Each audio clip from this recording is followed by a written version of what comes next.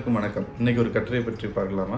இன்றைக்கி உங்களோட பகிர்ந்துக்கிறதுக்காக நான் தேர்ந்தெடுத்த கட்டுரை இரு வாரிசுகள் எனது இந்தியா புத்தகத்தில் எஸ் ராமகிருஷ்ணன் எழுதியது. அதாவது இந்த கட்டுரை எப்படி தொடங்குதுன்னா, வரலாற்று சோகம். இந்த சொல் இப்போல்லாம் நம்ம பயன்படுத்துகிறோம், பெரிய வரலாற்று சோகம் அது அப்படிங்கிற. உண்மையிலே அந்த வரலாற்று சோகம் என்ற சொல் எவ்வளோ கனமானது, எவ்வளோ சோகமானதுன்றதை அந்த வரலாறை வாசிக்கும் போது தான் நம்மளால் உணர முடியுது. இதை வாசிக்கும் போது நான் உணர்ந்தேன். அதை உங்களோட பகிர்ந்துக்கிறேன். 2 சம்பவங்கள் இதில் பதிவு செஞ்சுருக்காங்க. முதல் சம்பவத்தை பற்றி இந்த கட்டுரையில் குறிப்பில்லை, நான் இனிமேல் அதை தேடி வாசிக்க வேண்டும். அது என்னென்னா, மருது சகோதரர்கள் இருக்காங்கல்ல, அதில் சின்ன மருதுவை அவரை கொலை செஞ்ச பிறகு அவருடைய பையனை பின்னாங்கு நாட்டுக்கு நாடு கடத்திருக்கிறாங்க. இனிமேல் அதுக்கப்புறம் அவர் என்ன ஆனார்ன்றதை இனிமேல் வரலாறு நான் வாசிக்கணும். இந்த இன்னொரு வரலாறாக இதில் பதிவு செய்யப்பட்டிருக்கிறதுனா, திப்பு சுல்தான் அவருடைய மகன்கள் தன்னுடைய மகன்கள் 2 பேரை ஆங்கில அரசுக்கு பிணைய கைதிகளாக அனுப்பி வச்சிருக்கிறாரு. திப்பு சுல்தான் அனுப்பி வச்சிருக்காருன்னு சொல்கிறக்கூடாது, ஆங்கிலேயர்கள் பிணைய கைதிகளாக இவர்கிட்ட இருந்து ஒப்பந்தம் போட்டு பையன்களை கூட்டி போயிட்டாங்க அப்படின்ற கதையை படிக்கும்போது, வரலாறை படிக்கும்போது எனக்கு ரொம்ப ஆச்சரியமாக இருந்தது. 1750ஆம் ஆண்டு நவம்பர் 20ஆம் தேதி ஹைதர் அலி பஹ்ருநிசா பேகம் இந்த 2 பேருக்கு மகனாக பிறக்கிறாரு திப்பு சுல்தான். தன்னுடைய 17ஆவது வயதில் வாணியம்பாடியில் ஒரு போர் நடக்குது. அப்போ ஆங்கிலேய தளபதி ஜோசப் ஸ்மித்தை எதிர்த்து இவர் மைசூரின் தளபதியாக போய் சண்டை போட்டு அவரை ஜெயிக்கிறார். ஆங்கில படைகளை வெற்றி கொள்கிறார் திப்பு சுல்தான். தன்னுடைய 32 வயது ஆகும்போது ஒரு டிசம்பர் மாதம் அவருடைய தந்தை இறந்து போகிறார். அப்போது அதுக்கடுத்து ஒரு 20ஆவது நாளில் இவர் மைசூரின் மன்னர் ஆகிறார் திப்பு சுல்தான். மைசூரின் மன்னனான பிறகு தன்னுடைய ரொம்ப தீவிரமாக ஆங்கிலேயர்களை எதிர்க்கிறாரு. அந்த மேற்கு கடற்கரையோரம் இருக்கிற ஆங்கில படைகளை விரட்டுவதற்கு பெரும் முயற்சி எடுத்து விரட்டிக்கிட்டு இருக்கிறாரு. அப்போ பிரெஞ்சு படையை இவருடைய கூட்டணியாக வச்சுக்கிட்டு இணைந்து அவங்க ஆங்கிலேய படையை எதிர்க்கிறார். ஆனால் பிரெஞ்சோடைய அதிபர் ராஜா 16ஆம் லூயி பிரிட்டனோட ஒப்பந்தம் போட்டுக்கிட்டதுனால அவங்க பின்வாங்கிடுறாங்க. அப்போ வேறு வழி இல்லாமல் தன்னிடம் பிடித்து வைத்திருந்த 4000 ஆங்கிலேய சிப்பாய்களை இவர் விடுவிக்கிறார். இப்போது 1790லேருந்து 1792ஆம் ஆண்டு வரைக்கும் ஒரு போர் நடக்குது. அதான் 3ஆம் மைசூர் போர். அந்த போரில் திப்பு சுல்தானுக்கு எதிராக ஆங்கிலேய படைகளுடன் இணைந்து யார் யார் போரிட்டாங்கன்னா, ஆற்காடு நவாப், ஹைதராபாத் நிஜாம், தொண்டைமான், அந்த மைசூர்லேயே இருக்க பழைய பாளையக்காரர்கள், இவங்க எல்லாம் சேர்ந்து சண்டை போட்டு அந்த போரின் இறுதியில் திப்பு சுல்தான் தோற்கடிக்கப்படுகிறார். தோற்கடித்த பிறகு என்ன ஆகுதுன்னா, ஒரு ஒப்பந்தம் போடுறாங்க ஆங்கில அரசும் திப்பு சுல்தானும். நஷ்ட ஈடாக ராஜ்யத்தில் ஒரு பகுதியும் 3.3 கோடி வராகன் பணமும் ஆங்கில அரசுக்கு கொடுக்கணும் அப்படின்னு ஒரு ஒப்பந்தம் போடுறாங்க. ஆனால் அந்த பணத்தை கொடுக்குற வரைக்கும் பிணையம் தேவை அப்படின்னு திப்புவின் 2 மகன்களை பிணையமாக அவங்க பிரிட்டிஷ் கூட்டி போகிறேன்னு சொல்கிறாங்க. அது எப்போ ஒப்பந்தம் ஆகுதுன்னா, 1792 பிப்ரவரி 26ஆம் தேதி பேசி முடிக்கிறாங்க. மார்ச் 19ஆம் தேதி கையெழுத்து போடுறாங்க. அதன்படி நிஜாம், மராட்டியர் மற்றும் ஆங்கிலேயர் ஆகிய மூவருக்கும் மைசூரின் ஒரு பகுதி ராஜ்யம் பகிர்ந்தளிக்கப்படுகிறது. முதல் தவணையாக 1,65,00,000 வராகனும் 10 வயதான அப்துல் காலிக் சுல்தானும் 8 வயதான மொய்சுதீன் சுல்தானும் பிரிட்டிஷ் அரசிடம் ஒப்படைக்கப்படுகிறது.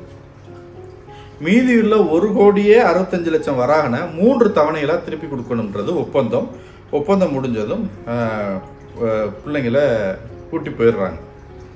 இந்த ஒப்பந்தம் காரணமாக திப்புவோட வசம் இருந்த திண்டுக்கல், கோயம்புத்தூர், தேன்கனி கோட்டை, சத்தியமங்கலம், சேலம் மற்றும் கிருஷ்ணா நதி பகுதியில் இருக்கிற பகுதிகள் எல்லாமே பிரிட்டிஷ் வசம், ஆங்கிலேயர்களுடைய வசமாயிருது. பிணைய கைதிகளாக கொண்டு போன திப்புவின் மகன்களை அவங்க என்ன சொல்லி கூட்டி போனாங்கன்னா, இளவரசர்களை போல நாங்கள் பாதுகாத்து கொள்வோம் அப்படின்னு சொல்லி கூட்டி போனாங்க. ஆனால் அங்கே போனதும் ஒரு பிரிட்டிஷ் கணவான் வீட்டு பிள்ளைகளாக அவங்கள வளர்க்குறாங்க. சென்னை கோட்டையில் தான் வச்சுருந்துருக்குறாங்க. அவங்கள எப்படின்னா, அவங்களுடைய பிரிட்டிஷோடைய உணவு, பிரிட்டிஷோடைய உடையெல்லாம் போட்டு அந்த பழக்க வழக்கத்தை அவங்களுக்கு கற்றுக் கொடுக்குறார்கள். இதற்கான பின்னால் உள்ள அரசியல் என்னென்னா, தங்களுடைய அடையாளத்தை மறக்க வைக்கிறார்கள். அந்த திப்புவுடைய மகன்களுக்கு திப்புவின் மதம் சார்ந்த அடையாளத்தையும் அவருடைய பழக்க வழக்கத்தையும் ஆங்கிலேயர்கள் மறக்கடிக்கும்படி செய்வதற்காக அவங்கள அப்படி வளர்த்து கொண்டு வர்றாங்க. அப்போது 1794 போர் முடிந்து 2 ஆண்டுகள் கழித்து பிப்ரவரி 29ஆம் தேதி தேவனஹள்ளியில் 3வது ஒப்பந்த தொகை தவணை தொகையை செலுத்திட்டு தன் பிள்ளைங்களை திப்பு வந்து வீட்டுக்கு கூட்டி போகிறாரு.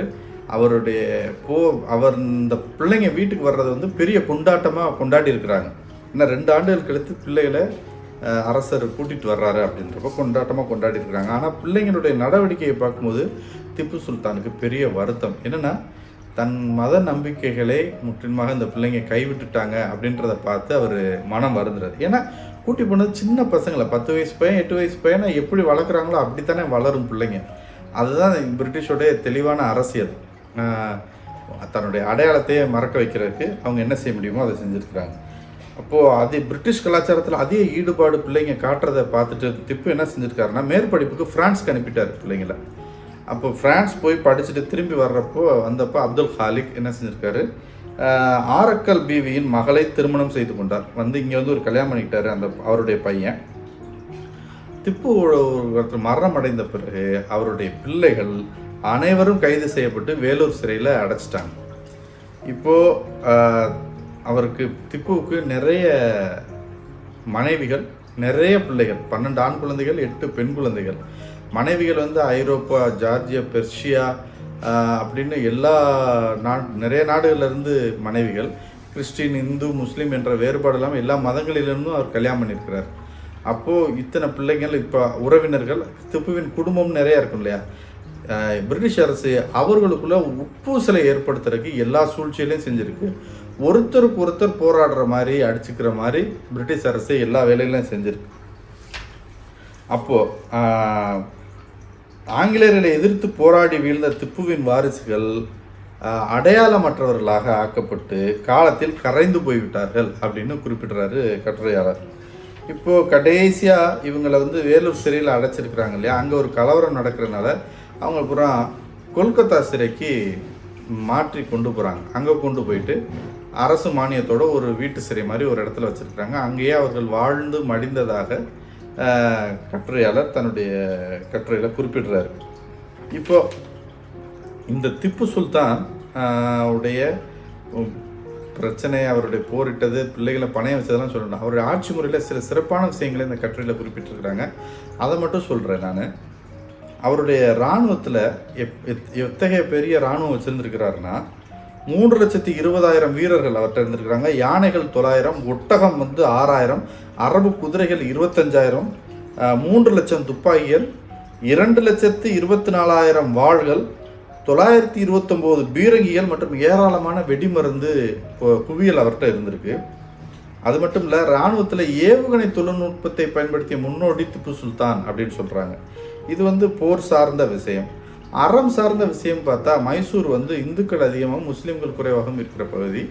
அப்போது இவருடைய ஆட்சி காலத்தில் தன்னுடைய அரசு கஜானாலேருந்து நிறைய பணத்தை மத நிறுவனங்களுக்கு கொடுத்துருக்கிறாரு. ஆண்டுதோறும் இந்து கோயில் மற்றும் அற நிலையங்களுக்கு 1,93,959 வராகன்களும், பிராமண மடங்களுக்கு 20,000 வராகன்களும், முஸ்லீம் ஸ்தாபனங்களுக்கு 20,000 வராகன்களுமாக 2,33,959 வராகன்களை ஆண்டுதோறும் திப்பு சுல்தான் வழங்கிட்டு வந்திருக்கிறாரு.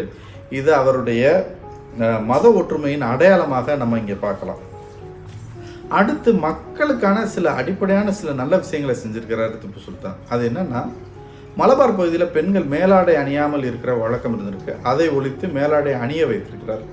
அதற்கடுத்து குடகு பகுதியில் ஒரு பெண்ணுக்கு பல ஆண்கள் திருமணம் செய்யும் வழக்கம் இருந்திருக்கு. அதை முற்றிலுமாக ஒழித்திருக்கிறார். அதற்கடுத்து தேவதாசி முறையை ஒழித்து கட்டி மதுவிலக்கு கண்டிப்பாக அதை நீக்கணும்னு மதுவிலக்கு கொண்டு மது குடிக்கிறதுக்காக மதுவிலக்கு கொண்டு இதை ரொம்ப தீவிரமாக கண்காணிச்சிருக்கிறார். இந்த தேவதாசி முறையவும் மதுவிலக்குக்கும் அதுக்காக சட்டம் போட்டிருக்கிறார், தேவதாசி முறையை ஒழிக்கிறது. இதெல்லாம் திப்பு சுல்தான் மக்களுக்காக செய்த விஷயங்கள். கடைசியில் இந்த மிக சிறப்பான சூழ்ச்சி இல்லையா, ஒரு குடும்பத்துக்குள்ளே சண்டையிட விடுறது, அவங்க எதிர்த்து போராடி சின்ன சின்ன பகுதிகளாக பிரிந்து போராடுறப்போ எப்படி ஜெயிக்க முடியும்? ஆங்கிலேயருடைய பெரிய தந்திரமே பிரித்தாளும் கொள்கை. அப்படியாக மொத்தமாக வீழ்த்தப்பட்ட திப்பு சுல்தான் குடும்பம் கடைசியில் ஒரே ஒரு இது எழுதியிருக்கிறாரு கட்டுரையாளர். திப்பு சுல்தானின் சந்ததிகளில் ஒருவர் கொல்கத்தாவில் ஆட்டோமொபைல் ஒர்க் ஷாப் நடத்துவதாக ஒரு செய்தியை பத்திரிகையில் படித்தேன் அப்படின்னு இந்த கட்டுரையில் இருக்கிற ஆட்டோமொபைல் ஷாப் நடத்துகிறதா. அவ்வளோ பெரிய மன்னர் இவ்வளோ தீவிரமாக ஆங்கிலேயர்களை எதிர்த்து போராடியவர், தன்னுடைய பிள்ளைகளே பணயமாக வைத்தவருடைய வாழ்க்கை இப்படியாக முடிந்திருக்கிறது அப்படின்னு இந்த கட்டுரையை வாசிக்கும்போது வரலாற்று சோகம் அப்படின்ற சொல்லுக்கான கணம் என்னன்னு புரிகிறது. இன்று இந்த கட்டுரையை உங்களோடு வாசித்ததில் மகிழ்ச்சி. நன்றி, வணக்கம்.